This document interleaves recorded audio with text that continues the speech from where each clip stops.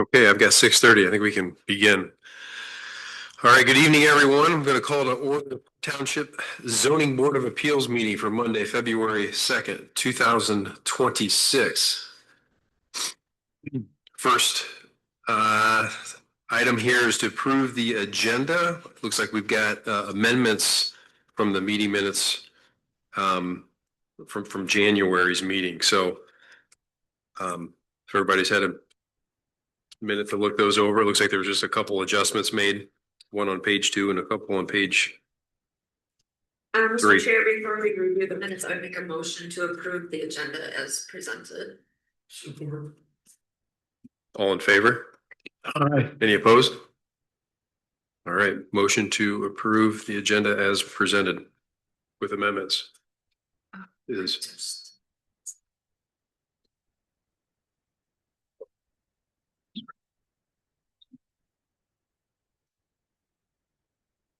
Oh, I'm sorry.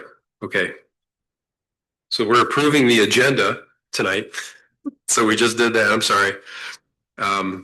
Which brings us to the next item to approve the minutes for the January 5 meeting, which are before us, and they are amended. So I'll look for a motion to approve the proposed amendments for meeting minutes January 5, 2026. I do have one correction. Okay. On the page 6, on the roll call, there's a spot that says name. On page 6.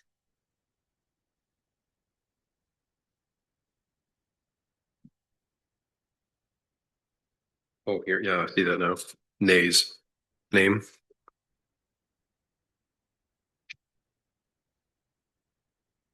Mr. Chair, I think we should state for the record that the amendments to the minutes were made in response to the attorney's comments that were received by staff. Okay. There wasn't prior discussion by this board.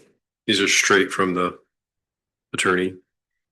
They were draft minutes that we received, and then subsequent to them being in our packet, there were comments submitted to the township by the attorney for the applicant at the January meeting, and proposed amendments taken into consideration his comments. Okay. It's my understanding. So let the notes document that. That are amended version came from subsequent notes from the attorney. Plus, we've also got the note here, right, that Ms. Payne made. So with those amendments, look for a motion to approve. So moved. All in favor? Aye. Any opposed? All right. Proposed amendments as also amended here tonight are approved. All right, that'll bring us to our first hearing item number 1 tonight, which is a request by Rogers Restoration on behalf of John Westerveld to allow a combined side yard setback of 45 feet where 50 feet is required per section 38-186 of the Park Township Code of Ordinances. Said lands and premises are located at 195 North 160th Ave and in the R3 low density single family residence district the R4 medium density single and two family residence district and in the AG agricultural and permanent open space district. Laura, is there more that you can provide to us a little bit for some background on that? Sorry about that. So this is a split zone parcel. It has, as you said, 3 different zoning districts. The western third roughly is in the R4 district, and along the northern border is the R3 district, and the rest of it is in the ag district. The location of the proposed home is in the ag district, so it'll be regulated by ag standards. This district requires a front yard setback of 40 feet, side yard setbacks of a minimum of 20 feet, and a rear yard setback of 50 feet, all of which are met by the proposed home. However, the ag district also requires a combined total for the side yard setbacks of 50 feet. The northern side yard setback is 25 feet and the south side yard setback is 20 feet, leaving the combined total just 5 feet short, so 45 feet. There is also an existing non-conforming structure, which I believe is a turkey barn on the properties and the rear side gardens. Okay. Well, thanks for that introduction. I guess before we start, I'm curious as to why or how do we get to a point where a parcel has split zoning on it? Is there a way that comes about without any correction, I guess? I think it just kind of happens based on, prior surveying and, errors in that way back when. I'm not entirely sure how this one happens. It is unusual to have 3 different districts. Typically we see, maybe 2, but this one is a very unique parcel in that, so. Yeah, and is there any information provided as to how far that zoning is into the parcel one way or the other between the 3? I mean, how would, yeah, I saw the diagram in the memo, I see all the overlapping. How does one know when you're in and out of it? It is kind of hard to know. I looked at the GIS beforehand. I can get you the numbers if you would like. There is, if you zoom out on the zoning map, there is a parcel just below that, and that's kind of where the R4 lines up. So it's about the same depth as one of those parcels below. I'm not sure about the width of the R3 district though. That would be a little bit harder to find out. Yeah, I was just curious if there was like absolutes here, with definition of measurement to know within the parcel where you're at when you're trying to land yourself on it, That's all. I was a little confused there, but it's pretty clear where we're at within the white portion of that for agriculture, right? Okay. Okay. Sorry. I guess if there is anyone here that would like to step forward to talk for this particular item. I'm Jason Rogers. I am the contractor. Okay. Rogers Excavation. Oh, sure. Up there for you to. Yep. So I don't live in Park Township, but I'm the builder. What was your name again? Jason Rogers. Okay. So any questions anybody has as to, anything, I'm more than willing to. Thank you. To answer. So. Is there any more to this for you to add? I guess if there's more for you to, to kind of present it to us if you have more. I ran into the same issue with it being like so convoluted, kind of how it was cut up on there. The property owner would like it to be cleaned up, obviously, so that going forward, there's a little more definition, as to what's going to happen. Not that he has any great plans, for other than building this single family home. The reason he wants to place it in there, I think it was in the notes, but the property does have a natural slope to it, which working with the gentleman who'll do our excavating work, he's like, it works very well for drainage, for putting a septic system in. We already have a septic permit issued by Ottawa County based on where we wanted to place the home on there. Moving it backwards on the property does alleviate that 5-foot problem, but it then creates a bigger problem of now things aren't going to drain properly. More fill has to be brought in, disturb that area even more. that costs more money, all those types of things. So that's the reason that he really would like to keep it in the proposed area, because naturally it works well. Good. If that helps. Yep, it helps. Okay, thank you. Yep. Um,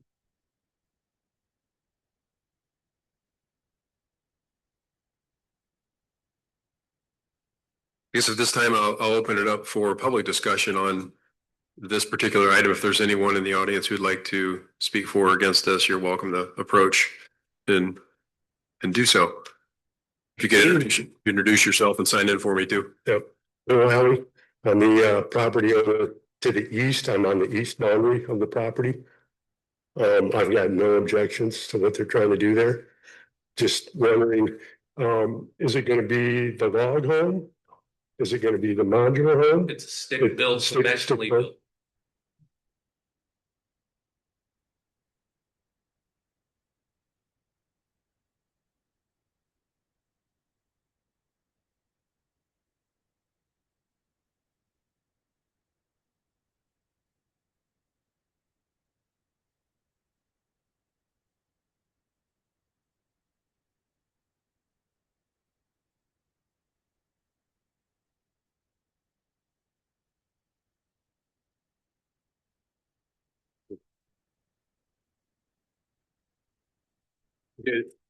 Is anyone else?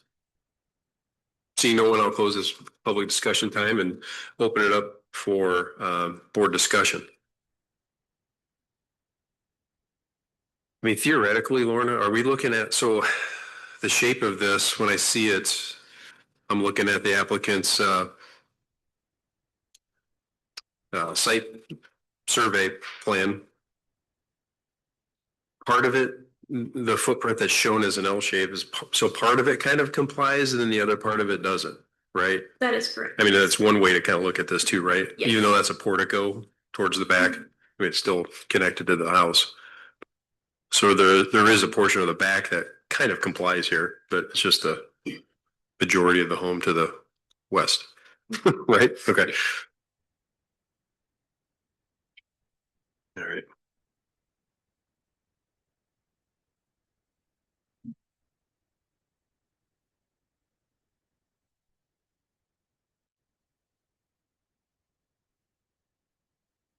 And we're confident that all of this currently lies within agricultural zoning.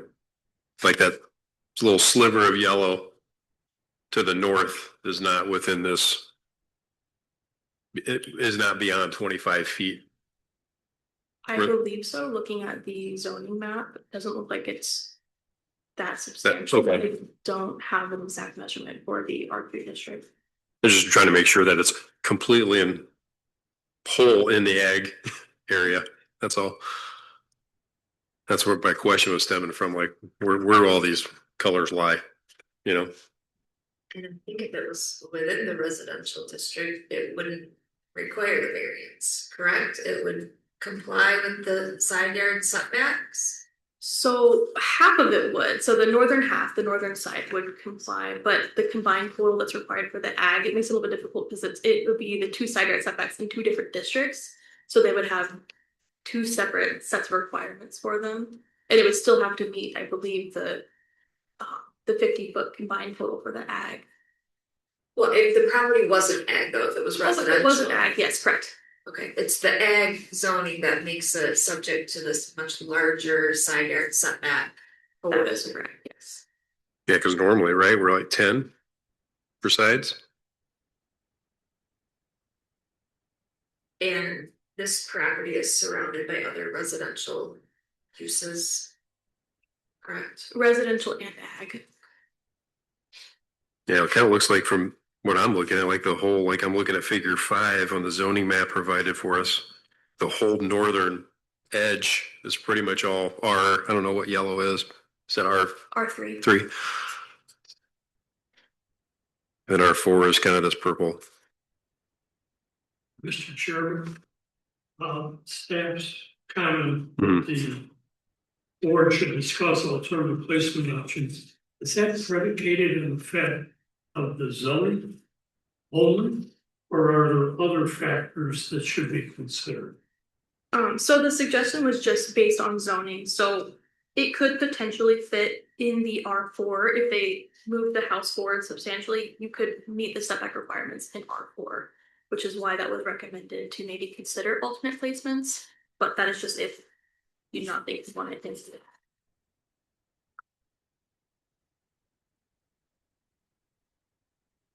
Was that something proposed to the applicant at one point, is to try to move it all the way over, like west?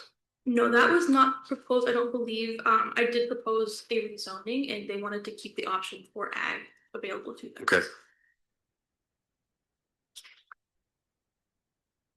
Is there an active ag use on the property from?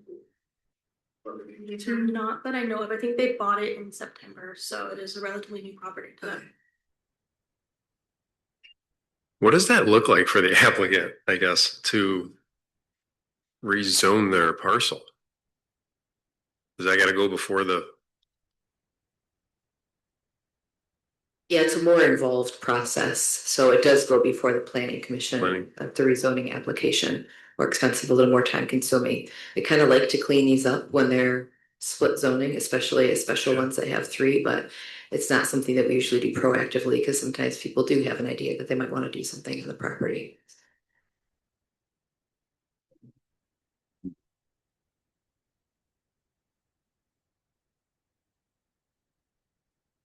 is, I mean, it's just interesting because we're crossing over a zone to get to the side yard. You know what I mean? I don't believe Stevens. Yeah, neither. I just think it's really interesting.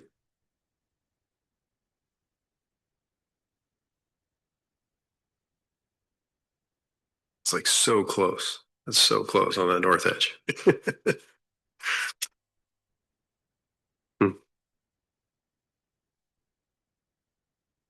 It doesn't make sense in my mind to require the applicant to consider shifting this house substantially to the west to get it into the R4 zoning. Mhm. When it wouldn't change the characteristics of their parcel, the surrounding parcels.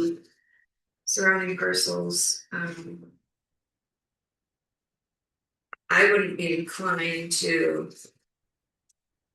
make that a condition Mhm. for a directive. Mhm.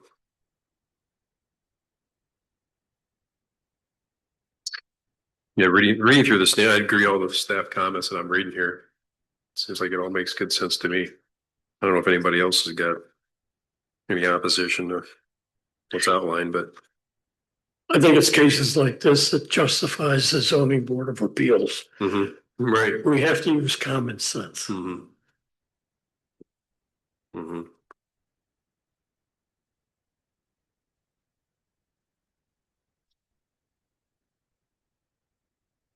Yeah, I'd make a motion to approve. I support. Okay. So that means I can go through, well, based on, I guess, based on the staff comments and as they are outlined, I would agree that the variance could be approved. I don't know if I need to go through each one of these. Mr. Chair, it seems like we can adopt the findings, but with Mhm. the first element, I think we should perhaps bolster the staff's comments with Okay. acknowledging that strict compliance with the zoning ordinance, it is unnecessarily burdensome in this case. Because there are 3 separate zoning districts applicable to the parcel. And in addition to that, we can acknowledge the applicant's comments about the natural slope of the property and the drainage. But I think that this unusual situation having 3 zoning designations within one parcel plays into that strict compliance aspect. I would agree. So with those amended comments to the staff comments for that first item, that strict compliance with the zoning ordinance regulating the area setbacks, frontage, height, bulk density, or other would render conformity with those restrictions unnecessarily burdensome. Makes some good sense to emphasize what Ms. Morgan commented on. Is that good? Okay. So we got a motion of support. So we'll take roll call. Absolutely. Mr. Eid? Yes. Ms. Morgan? Yes. Mr. Cerny? Yes. Ms. Payne? Yes. Mr. Fleece? Yes. All right, your variance is approved. Thank you. So does it just go to building permit now? Okay, thank you. You should get a letter soon from us or from Lorna. Okay. Let's move on to hearing item number 2, which is a request by William Sickle on behalf of Gregory and Lynette Tarr to allow an expansion of a structure with an existing non-conforming setback per section 38-483 of the Township Code of Ordinances, and also to permit a rear yard setback of 0 feet where 5 feet is minimally required per 38-323 in section 38-483 of the Township Code of Ordinances, and also to allow residential structure height of 36 feet where 35 feet is permitted per 38-70 of the Township Code of Ordinances. Said land and premises located at 2281 Ottawa Beach Road and in one zoning district, R4 medium density single and 2-family residential district, and the Ottawa Beach overlay district. So no, it is complicated. Is there any more to add, Lorna, to this one? I guess we kind of, I had a question early as well, and it looks like Mika, you brought us additional minutes from maybe the past time this address for this property was brought up for a past variance, similar to what, the height or the expansion. I haven't dug into this one here since you got us the notes, but That one was just the expansion, I think that height was the same. The expansion itself has changed some, and the height has changed. So okay. I think that was why we decided to bring it back, so from the minutes and then the packet application as well. And Laura told me, I remember approving that there's no. Okay, and that past one was hearing number 6. Okay. So did that approval lapse? Did that approval lapse? Is that why it's coming back, or it's seeking changes to what we previously approved? Changes to what was previously approved, and it wouldn't have lapsed also.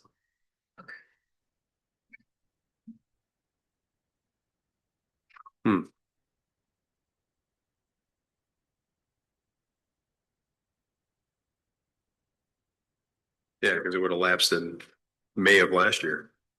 Okay. Okay.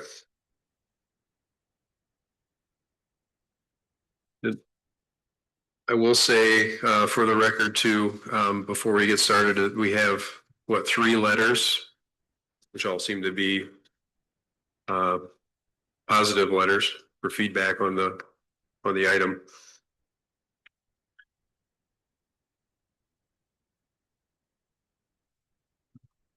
So I guess at this time I'll ask for whoever is, if you're here to present and add more to this and explain for us, that'd be great. Yes, good evening. Bill Sickle, Yep. 320 North 120th Avenue in Holland, Michigan. Here this evening on behalf of Greg and Lynn Tarr, who are the owners of the property at 2281 Ottawa Beach Road. With me this evening is Lynn Tarr as well. So you're correct. The property's been through a couple of reiterations over the years, trying to figure out the right way to approach this. So things have changed a little bit from the previous request. And as you pointed out, the previous request would have lapsed. So similar, but yet a little different. The request really is quite simple. They're looking to do this second floor addition, and that addition is going to match up with the first floor footprint. So the first floor is not being expanded. We're not doing any further encroachment on the first floor. The house was originally built in 1886. When they built it back then, it was with very poor regard to where the property lines were. Amazingly, it's only off by a little bit. It's this northwest corner that is causing us the problem. If you look at the survey, you can see how the house is not parallel or perpendicular to that west property line. It comes in at kind of an angle following out of Beach Road. So because of that, the northwest corner of the house touches the western property line. So R4 district, out of Beach overlay, the normal side yard setback would be 5 feet.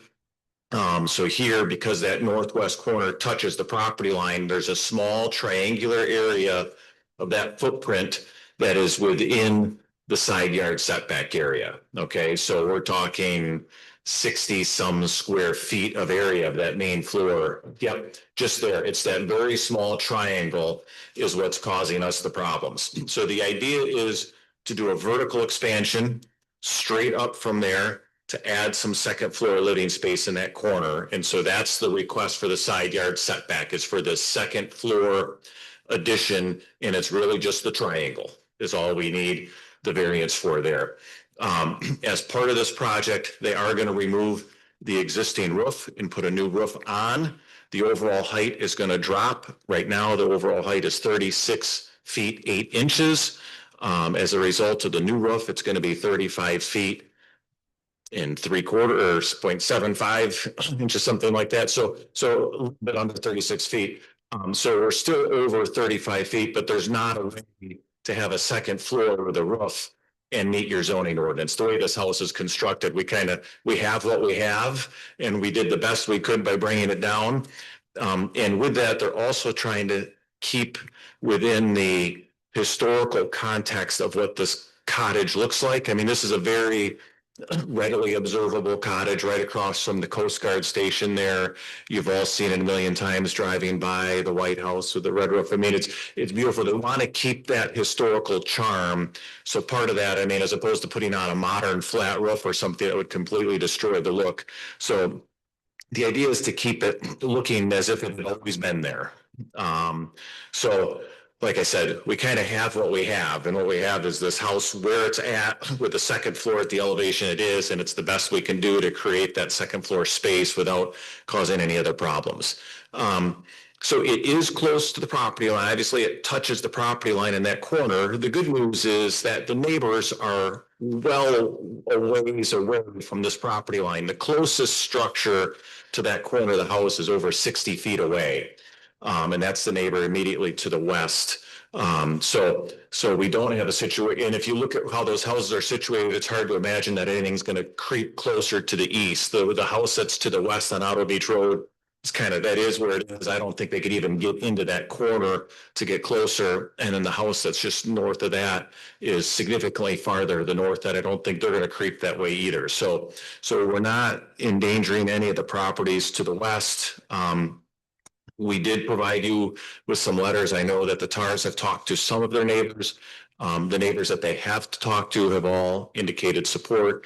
The 3 letters that you have there's 2 emails and a letter. Just to clarify, one of those letters, which is the last one in that packet, is dated 2024, and that was from a previous request. Those people did text my client either yesterday or today and said, we're still in support. We think it's beautiful. Thank you for sharing the new plans. I just couldn't figure out how to get you the text message, so I wasn't quite tech savvy enough to do that. But that was the original letter. So, but all 3 of those neighbors are in approval. So those are the 2 requests, the slight height, which is being reduced, and then the small northwest corner of that second floor expansion. Happy to, and the other thing, I guess, to point out, staff, I think, did an excellent job in their report going through the conditions and the requirements. I don't have anything more to add to that analysis, but I would echo what they had to say in that report in terms of supporting each of the requests.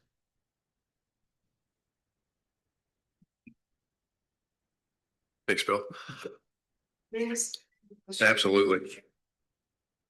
Can you just briefly tell us how the setback variance request is different, if at all, from last time, or It's that part's actually the same. The overall work that's being done is different, but we were still, the original request that was approved before was in the same footprint. And it was a vertical expansion from there, but there's some other things that are changing. The roof lines aren't changing now and everything else, but because A, it had expired, and B, the rest of the work is changing, we just thought we'd come in fresh, but that's the same location, that corner, same area. Yep. Yep. Same size. Yes, because it's matching the existing footprint underneath, so it just went up, otherwise it's a weird corner to lop off up there, so create some roof line problems and some other things. I remember, so you weren't doing anything like facing Ottawa Beach Road, though. It was all towards the. It's all towards the back, yeah. And this request has a garage that's gonna be added on. That's well, that doesn't need any variances. That's all well within the required setbacks, so, yep. Well, thanks for clarifying that. Yeah.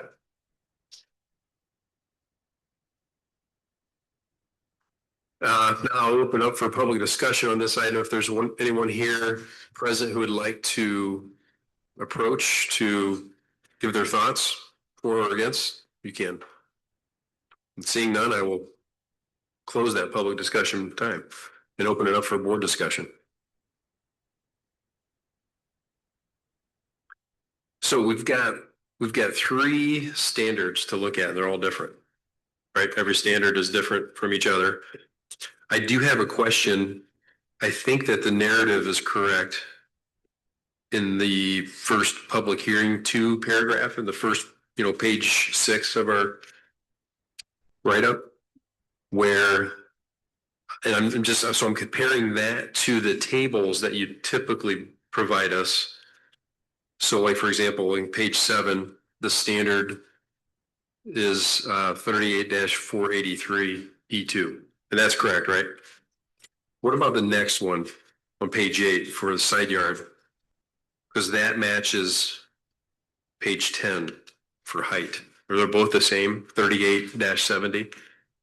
Yes, they're the same standards, but they're just focusing on different. Okay. I hate to, guys just asked for clarification on things. I was gonna do this earlier, but my understanding, Mika and Lorna, maybe you can weigh in on this, but the interaction of 38-483 E2 with the rest of it, in my mind, that was an either or situation, like, because I understand they say if you're expanding a non-conforming building and you're within the existing setbacks, here are some standards by which you can do that. That one way you could approach that would be to say, we're relying on 38-483 E2, separate from a variance. You wouldn't necessarily need a variance if you met those conditions. So I was thinking of it that the variance that you could either, for the side yard setback, either comply with that or the variance, that you don't need to do both, I guess was my question. I thought I had that one time before. Again, I don't, but if we're gonna get hung up on one thing, I just wanted to flush that out a little bit. That the, I think that would be the case, that was it. For the side yard, it's just the side yard, right? It was the existing expansion, the existing. right, so we could have, if we met those requirements, that'd be one way to get approval. If you're just because you're saying, hey, this becomes the new approved setback line, and if you want to expand, you can stay at that line and keep moving. Like if you're going to continue the first floor footprint, or in this case, go vertical, and there's a set of standards by that, but or you could just get a variance. But I just didn't think we had to do both, right? Yeah, so that's perfect. Right. So I think if you find that we meet the requirements for the 2 variances under your typical variance standard, I don't think we need to have the discussion about do we meet the 38-483 E2 requirements, just for. So here we could eliminate that for the expansion and just focus on side yard and height. Okay. All right, so at this point, I think we start there. We start with both 38-70s for side yard setback and for the height, and focus on those. And we can, if we get those both done, then we should be good. There's no need to go on to the expansion part of the right up here for standards and reviews. Dave, I would actually do it backwards and do the expansion of the non-conformity rather than the variance for the subject. So the roof would be the variance and then, the Okay. 38, 40 would be the So don't do the side yard setback. So, we decided on variance for that. Okay, Instead, the 38, 40. Let you find we don't meet the first one. right. Gotcha. Okay. Okay, so does everybody understand? We'll stick to page 7 for the expansion of a non-conforming setback, 0 feet where 5 feet is required. So let's take a look at that one first.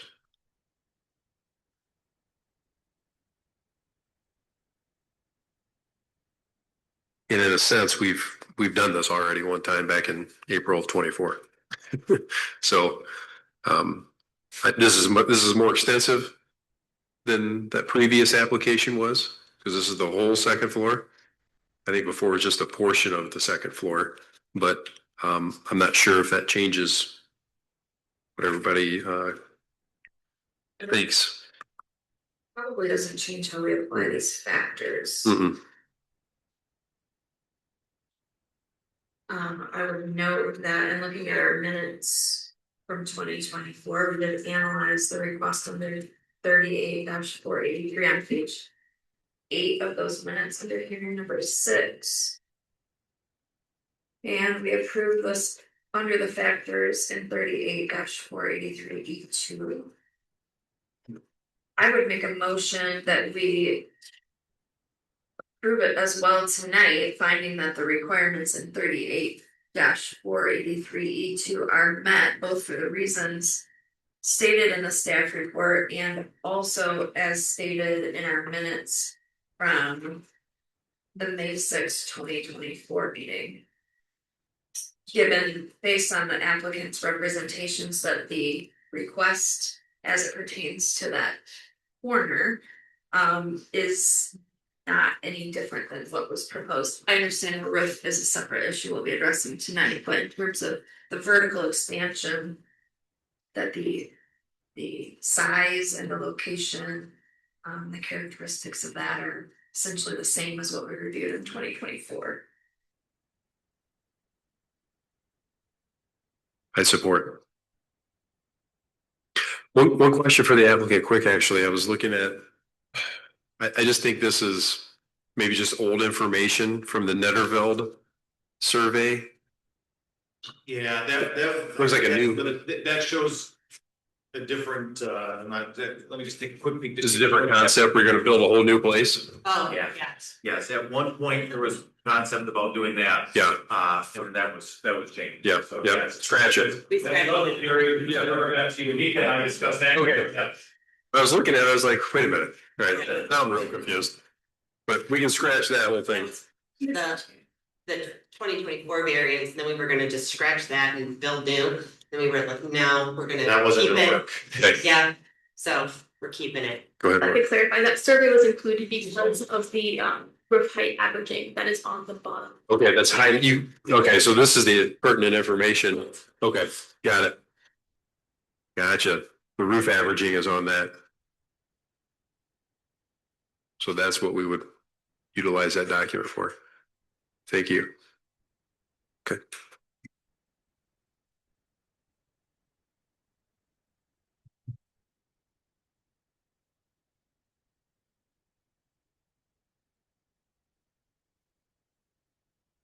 So we've got a motion, I got support. Based on comments from Ms. Morgan. At this point, I think we can take roll call, right? Unless there's any more discussion about it. Yeah. Seeing none, I think we can probably open it up for roll call. Mr. Eve, Yes. Ms. Morgan, Yes. Mr. Cerny, Yes. Ms. Payne. Mr. Fleece, Yes. Okay, so. Expansion of non-conforming setback 0 feet where 5 feet is required is approved. And we will skip the setback variance outlined, and we're gonna go right to the non-use variance for height of 36 feet where 35 feet is permitted under standard section 38-70. Yeah, and here they are improving the height of the overall house with this new work by just over a foot, it sounds like. So it's helping improving the non-conforming condition. So it seems to make some pretty great sense. So I don't know that I have, that was the only comment I have for like the first part of this for the strict compliance, you know. Is the issue that staff raised the fact that it's a brand new roof?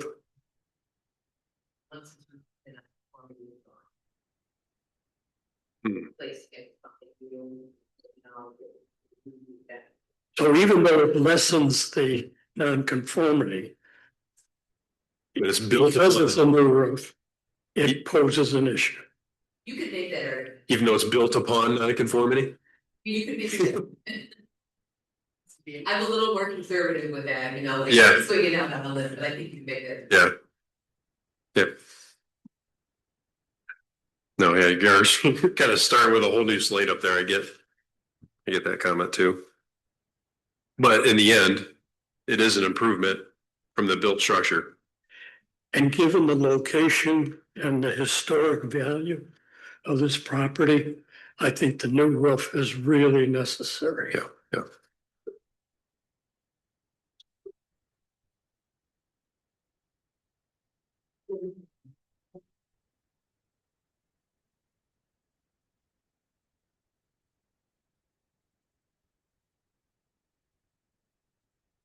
Yeah.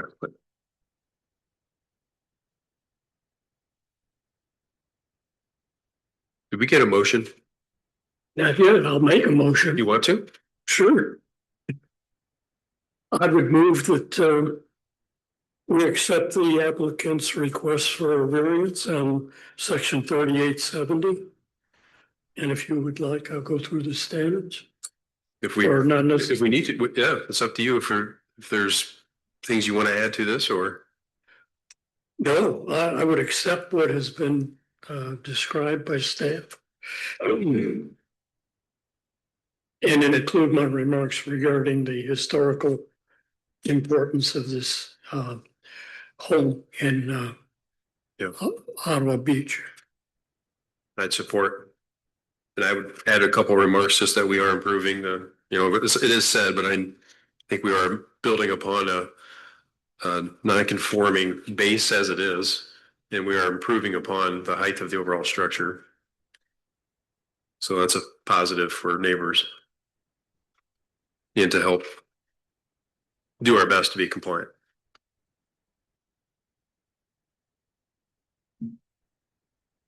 So with that, any other items for the board? No. Okay, I think we'll open it up for a roll call. Okay, Mr. Eid, Yes. Ms. Morgan, Yes. Mr. Sardi, Yes. Ms. Payne Knight, Yes. Mr. Fleece. Yes. All right, I think we did it. Okay. Thanks everyone on that.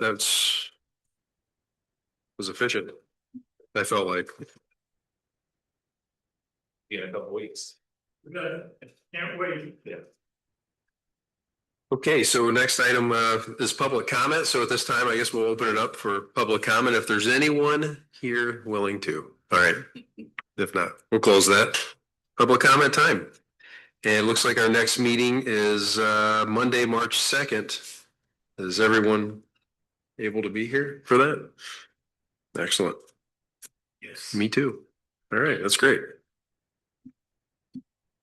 With that, I'll seek Mika.